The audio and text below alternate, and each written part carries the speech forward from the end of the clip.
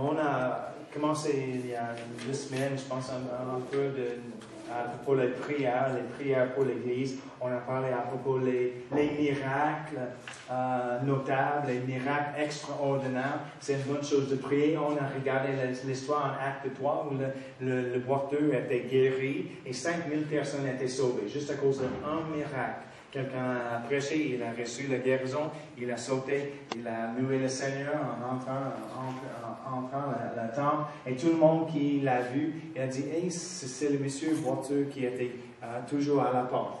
Et il était guéri, 5000 personnes étaient sauvées.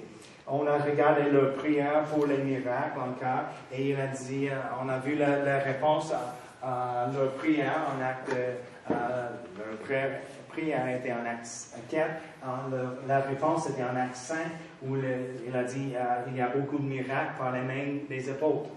Donc, on a dit, c'est important pour l'Église aujourd'hui de prier pour les miracles. Maintenant, je suis en train de lire quelques livres vraiment. Il y a un livre, les journaux vraiment d'Azusa Street, le réveil d'Azusa en 1960 à 1909 et 10. Et c'est tellement intéressant. C'est juste un journal publié chaque mois, chaque semaine, peut-être, de tous les témoignages, toutes les activités, tous les mouvements du Saint-Esprit qu'ils ont expérimenté dans la petite place. Et c'était incroyable, juste l'histoire et les choses. Et il y avait beaucoup de miracles. C'est incroyable. Il y a plusieurs adolescents qui accouraient avec le Saint-Esprit pour prier pour les malades pendant les réunions. Et il y avait souvent un nuage de la gloire de Dieu qui se manifestait. Visible, pas juste, oh, je pense, non, c'était, et j'aime,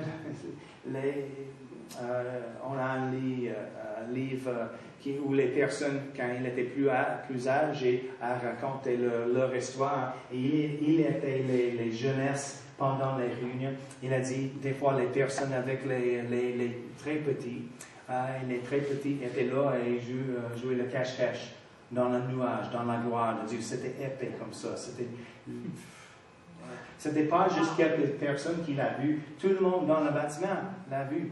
Amen. Et c'était incroyable, vraiment. Mais il y avait un faim et un soif pour plus de Dieu. Juste la volonté de Dieu.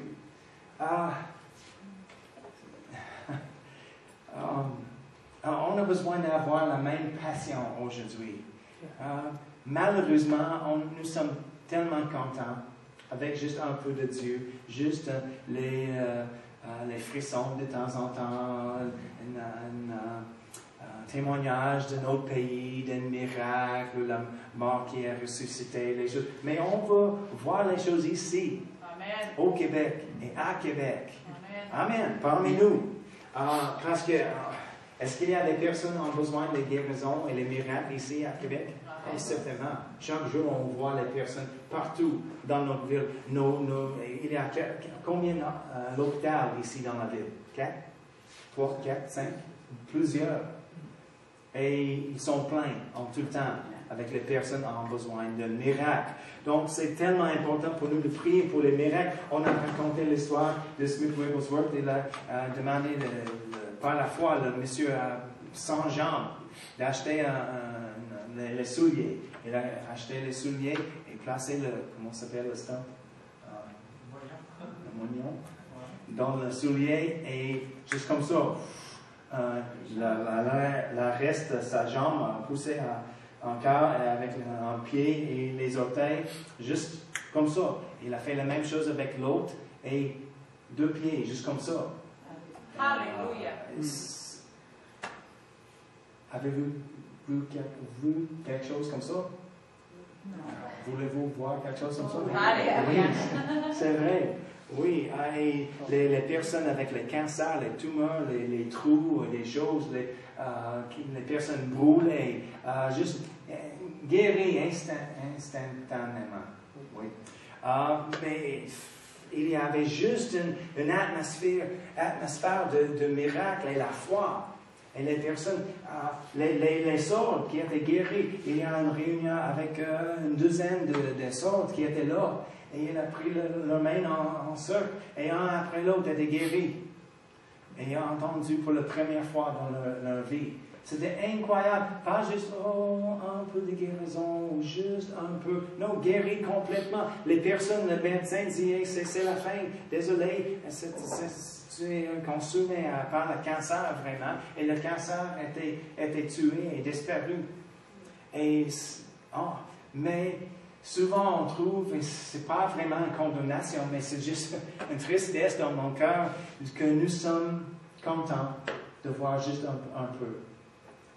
Parce que nous sommes bénis, et des fois on a besoin d'un peu de guérison, et les autres, on pense, ils méritent ça, parce qu'ils n'aiment pas Dieu, ils ne cherchent pas Dieu. Donc, non, il y a une présence dans les réunions, la gloire de Dieu qui a tombé et qui se manifestait, qui était sur les gens, et leur seul désir était de chercher des autres en besoin de Jésus.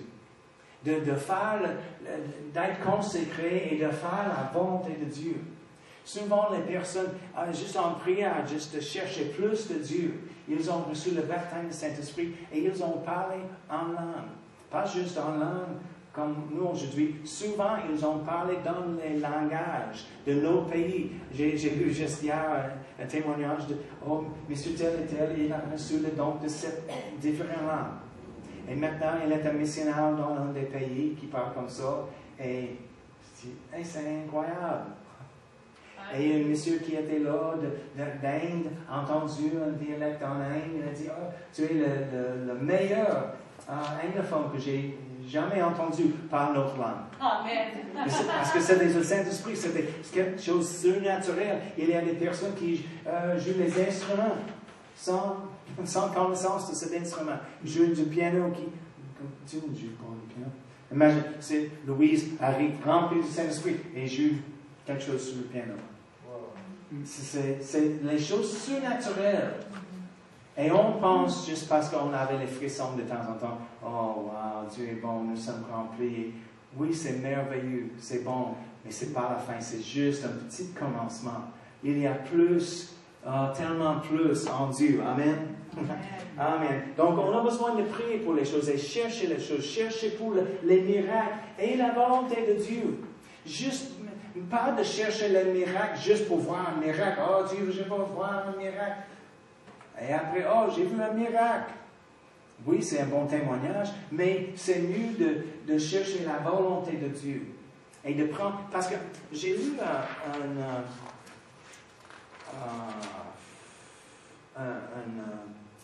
citation d'Adam Clarke. Je vais lire encore.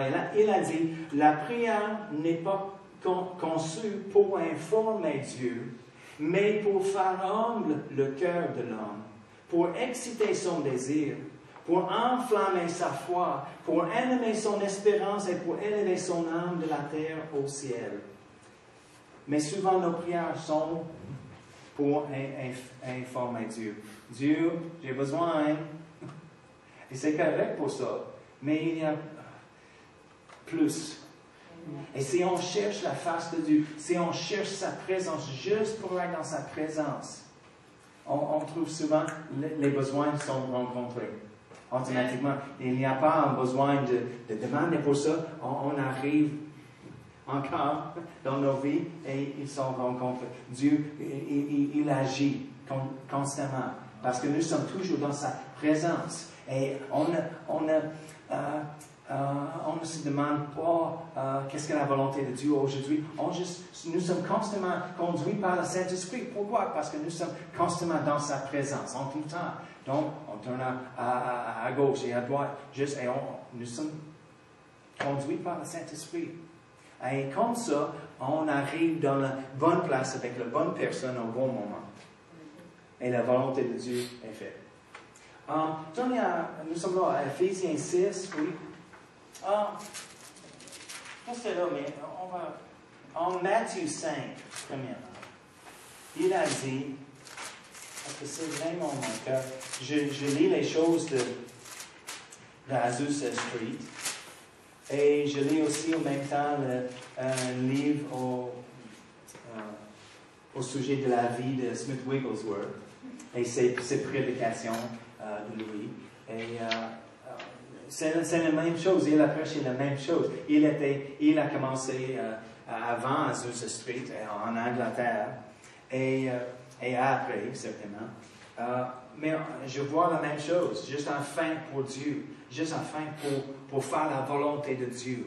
Par les autres choses, il a dit, il n'était pas éduqué, vraiment, c'était un plombier, très simple, et il a appris comment lire la Bible. Il a dit, c'est le seul livre que j'ai lu, c'était la Bible.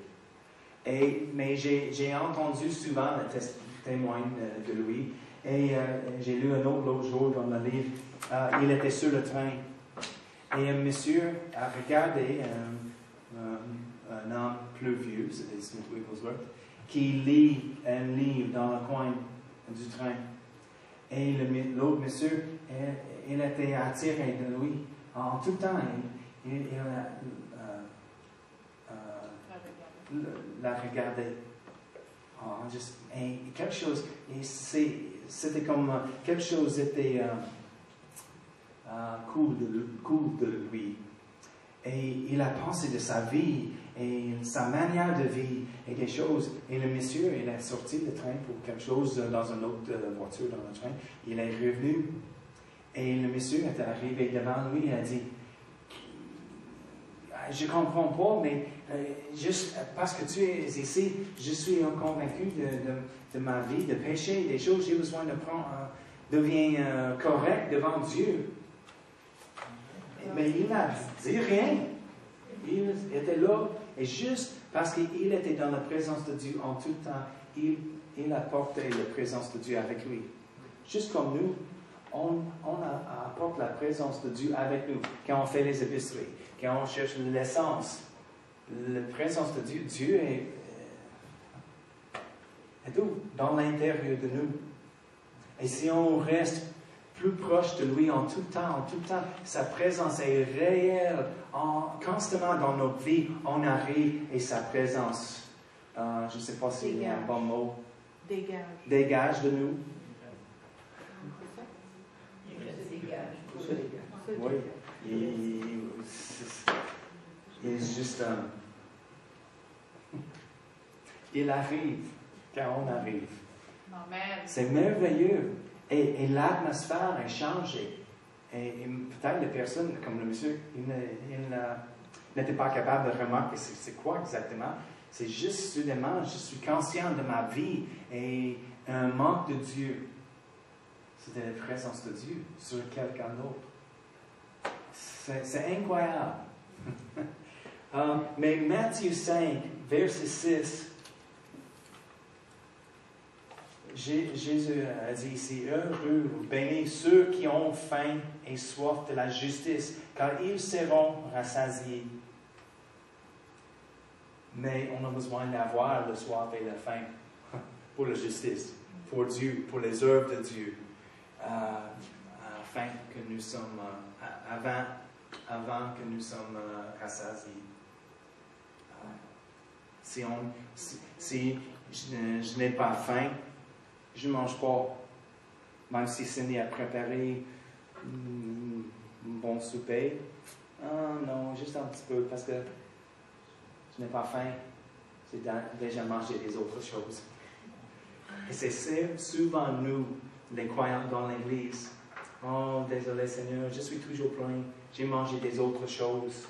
Je suis plein du monde, plein de moi, plein de la vie sur la terre. Et donc, on juste un peu. Et on mange un peu de Dieu, on dit, hey, c'est bon, mais c'est assez. Mais si on peut vider nous-mêmes de toutes les autres choses et créer ou stimuler un faim et un soif dans l'intérieur de nous pour plus de Dieu, moins du monde, moins de moi, moins de la chair, moins de toute la vie sur la terre et plus de lui, plus des choses surnaturelles, plus de sa présence. Parce qu'en priant, quand notre cœur est élevé dans sa présence, on peut prendre son cœur. au lieu de notre chemin et notre plan, où on demande pour son approbation, son bénédiction sur notre plan est remplacé avec la sienne. Et c'est plus important d'accomplir les choses de Dieu et pas, oh, je pense aujourd'hui, je voudrais faire ci et ça. OK, venez là, Seigneur. Non, juste dans sa présence, on prend son cœur et automatiquement, quand on prend son cœur, on a ses désirs. Et les autres choses sont moins importantes maintenant. Oh, les émissions sur la télévision, c'est moins important. Le journal, c'est moins important. La parole est plus importante. Sa présence, le louange de Dieu est plus important. De chercher la face de Dieu est plus important pour savoir sa volonté pour aujourd'hui. Comme je dis, dimanche, il y a toujours les choses qu'on a besoin de faire chaque jour.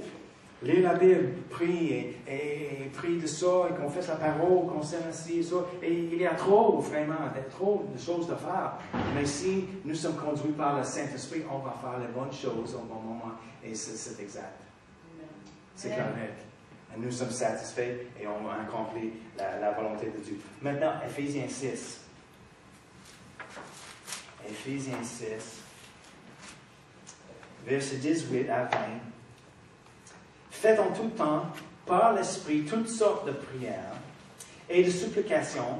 Veillez à cela avec une entière persévérance et priez pour tous les saints. Priez pour moi, Paul a dit, afin qu'il me soit donné, quand j'ouvre la bouche, de faire connaître hardiment et librement le mystère de l'Évangile pour lequel je suis l'ambassadeur dans le chaîne. Et quand j'en parle avec assurance, comme je dois en parler, il a dit, priez pour moi. Et je vous dis, c'est priez pour moi, comme le pasteur, dans la même façon, d'ouvrir la bouche, de faire connaître hardiment et librement le mystère de l'Évangile. Je ne suis pas en chaîne, mais si je suis déchaîné dans mon esprit, je peux prêcher avec l'hardiesse. Et aussi parler avec assurance, comme je dois en parler. C'est nécessaire pour moi de parler par la grâce de Dieu et par le Saint-Esprit, de communiquer l'Évangile et la vérité qu'il a placée dans mon cœur pour chaque réunion. Oui, amen, c'est bon. Colossiens 4, il a dit une autre chose semblable. Colossiens 4, versets 2 à 4. Persévérez dans la prière. Amen. Veillez avec action de grâce.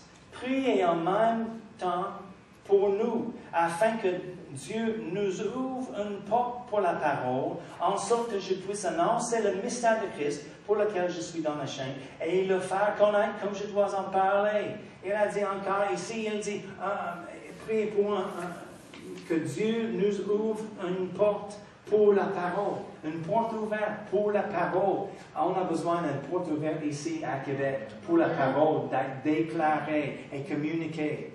Parce que la porte, à cause de vraiment la rébellion, la porte était fermée avant. Mais on peut prier pour la porte d'être ouverte pour la parole, d'être communiquée, prêchée avec hardiesse, oui. Et avec audace. Par moi, ici, par les autres pasteurs dans la ville, dans leur église, et parmi tous les croyants, de parler au travail, sur la rue, au magasin, pas avec une arrogance et comme les croyants non, mais avec assurance. Et quand nous sommes conduits par le Saint-Esprit, c'est efficace. C'est vrai, c'est vrai. Donc, tournez à 1 Corinthiens 2.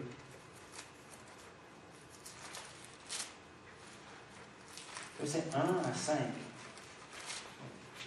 1 Corinthiens 2.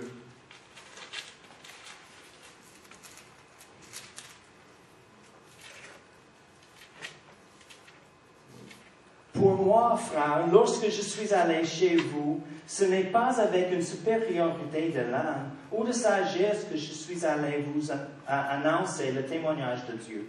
Car je n'ai pas eu la pensée de savoir parmi vous autre chose que Jésus-Christ et Jésus-Christ crucifié. Moi-même, j'étais auprès de vous dans un état de faiblesse, de crainte et de grand tremblement. Et ma parole et ma prédication ne reposaient pas sur les discours persuasifs de la sagesse, mais sur une démonstration d'esprit et de puissance. Il a dit, ces paroles étaient sur une démonstration d'esprit et de puissance, afin que votre foi fût fondée non sur la sagesse des hommes, mais sur la puissance de Dieu. C'est une autre bonne chose de prier pour moi comme un pasteur, que ma prédication, mes paroles seront une démonstration d'esprit, l'Esprit Saint et de puissance. Parce qu'on peut prêcher beaucoup de sagesse des hommes et les doctrines des choses et beaucoup de choses. Et c'est bon.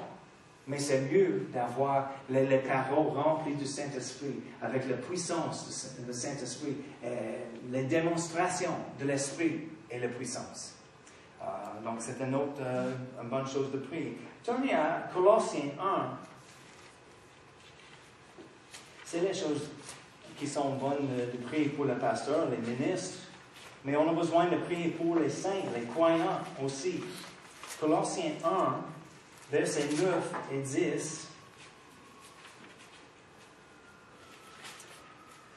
C'est pour cela que nous aussi, depuis le jour où nous en avons été informés, nous ne cessons de prier Dieu pour vous et de demander que vous soyez remplis de la connaissance de sa volonté, en toute sagesse et intelligence spirituelle.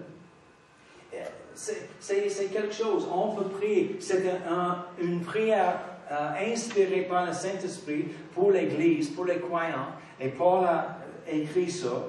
Donc, nous sommes l'Église, nous sommes les croyants. Je peux prier la même chose pour Louise, ou pour Denis, ou pour n'importe qui. Ok? Il a dit, je prie, demandez que vous soyez remplis de la connaissance de sa volonté. C'est une bonne chose d'être rempli de la connaissance de sa volonté. Combien de chrétiens aujourd'hui disent, oh, j'ai connu la volonté de Dieu.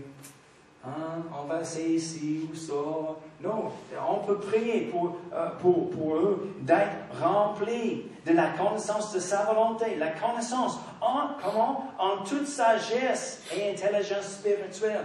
Connaissance est l'information de quelque chose. La connaissance. Mais il y a une différence d'avoir la connaissance et la connaissance en toute sagesse. Il y a des personnes avec la connaissance qui manquent la sagesse. La sagesse nous dit comment employer la connaissance. Comprenez-vous? Amen. Il y a une grande différence. Il y a des personnes avec la connaissance qui juste arrivent. Mais la sagesse nous dit comment appliquer la connaissance. Donc, il a dit, rempli de la connaissance de sa volonté en toute sagesse et intelligence spirituelle. Pas juste l'intelligence naturelle, mais intelligence spirituelle. Pourquoi? Pour marcher d'une manière digne du Seigneur. Oui, c'est la consécration, vraiment. La sanctification. Combien de personnes ne marchent pas dans une manière digne du Seigneur? Mais avec la connaissance de sa volonté, en toute sagesse et intelligence spirituelle, on peut marcher dans une manière digne du Seigneur et lui être entièrement agréable, portant des fruits. Il y a plusieurs croyants aujourd'hui stériles. Mais ce n'est pas la volonté de Dieu. C'est la volonté de Dieu pour nous d'avoir le fruit. Portant des fruits en toutes sortes de bonnes œuvres. Et croissant par la connaissance de Dieu, fortifié à tous égards par sa puissance glorieuse, en sorte que vous soyez toujours avec joie, persévérant et patient. C'est une bonne prière. Donc, on peut prier pour nous-mêmes. Fais les choses, change les mots, place mon nom là, ou le nom de nous. On peut prier pour Michel comme ça. Seigneur, je prie pour Michel, qu'il est rempli de ta connaissance, la connaissance de ta volonté en toute sagesse et intelligence spirituelle, afin qu'il puisse marcher d'une manière digne de toi et portant des fruits en toutes sortes de bonheur et croissant par la connaissance de toi. Fortifie, je prie que Michel est fortifié à tous égards par ta puissance glorieuse, en sorte que il soit toujours et avec joie, persévérant et patient. On peut prier la même chose pour nous-mêmes. Oh Seigneur, remplis-moi de la connaissance de ta volonté, avec toute sagesse, Seigneur. Je ne veux pas, la Bible dit, qu'est-ce qu'on a lu en Jacques, si quelqu'un manque de sagesse, demande de lui, qui donne librement, sans reproche. Et on peut recevoir la sagesse dans la connaissance de Dieu. Amen. Des fois, je pense on lit les choses, on dit, « Oh oui, c'est bon, soyez remplis.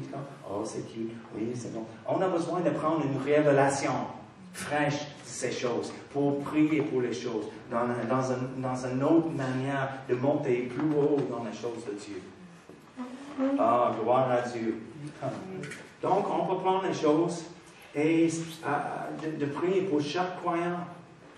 On va regarder plus tard, la prochaine fois, Éphésiens, les autres prières de Paul, et qu'est-ce qu'il signifiait avec les prières, et la connaissance de Dieu, et les choses qu'il veut qu'on voit et expérimente dans nos vies.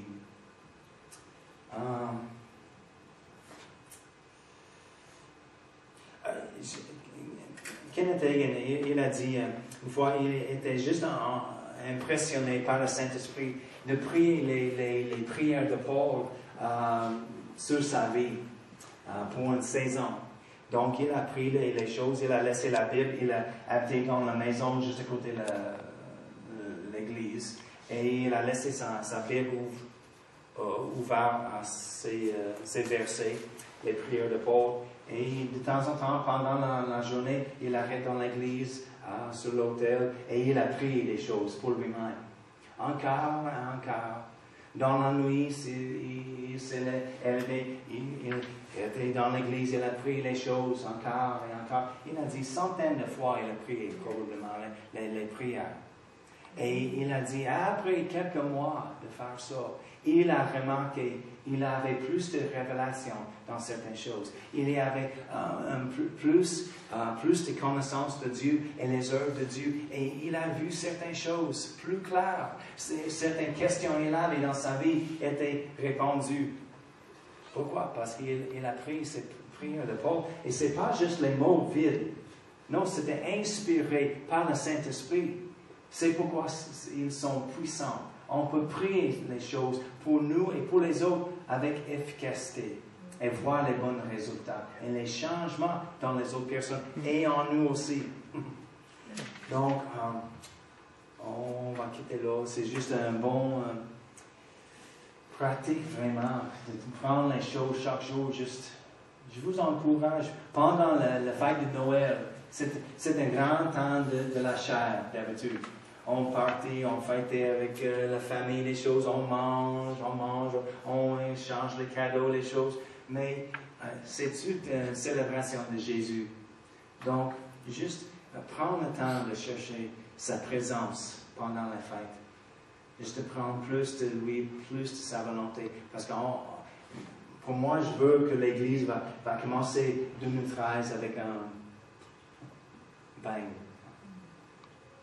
On va donner une claque quand on commence. Et, Amen. pas juste, oh, c'est une autre année, qu'est-ce qu'on va faire cette année? Non, non, non.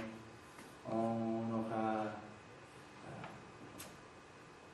les choses à faire. Amen. Merci Père éternel. Merci mon Père Oh, pour ta volonté, ton plan. Merci pour ta face, ta présence dans nos vies, Seigneur.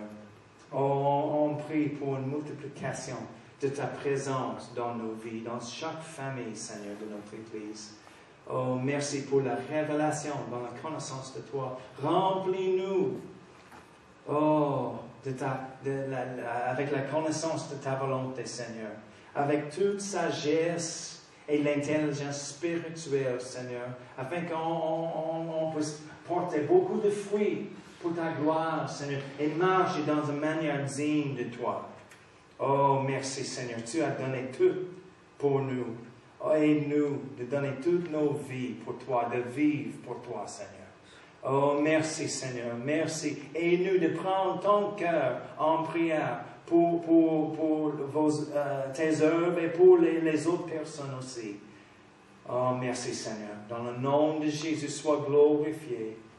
Amen. Amen. Merci tout le monde. On va dire à dimanche soir.